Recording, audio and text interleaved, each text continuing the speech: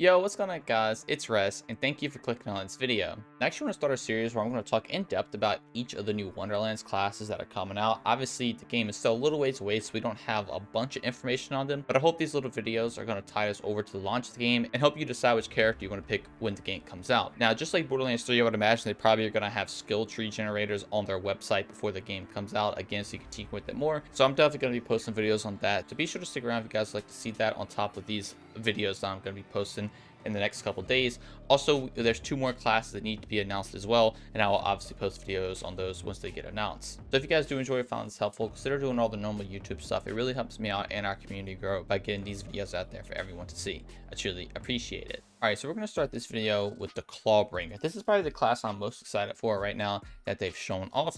And as you see, the character art right here looks really, really cool. So we're going to go down here and read everything it has to say about them.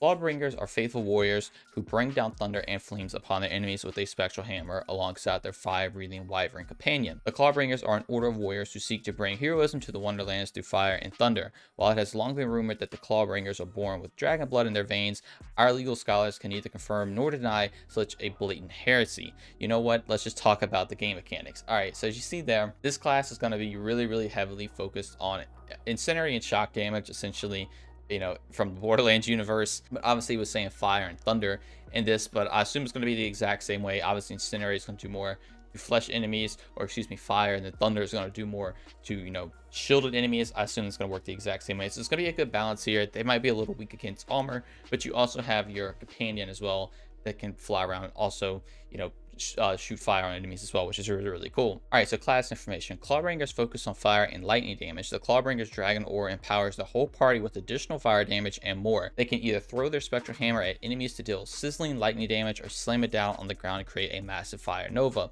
Their trusty wyvern companion flies at their side, breathing fire upon their enemies and racking them with razor sharp claws. So right there, it was saying lightning damage. So again, this is going to be kind of like Athena from the pre-sequel. If you guys remember her, she had like a fire and lightning skill tree.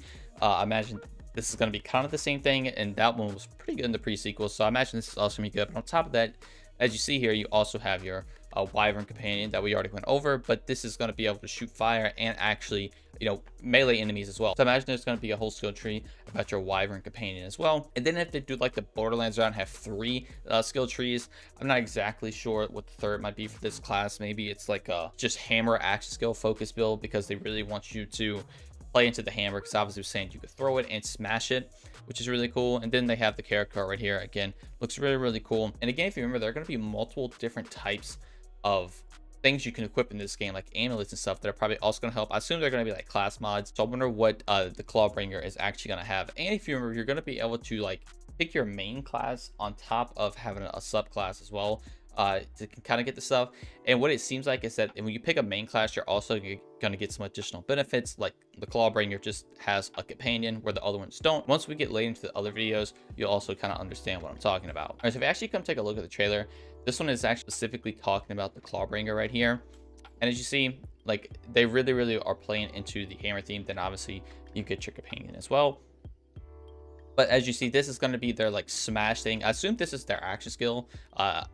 I'm not 100% sure, because like they have 2 action skills. Maybe you can do both, because this is throwing the hammer, then bringing it back. And you see that was the lightning damage. The other one was the fire damage.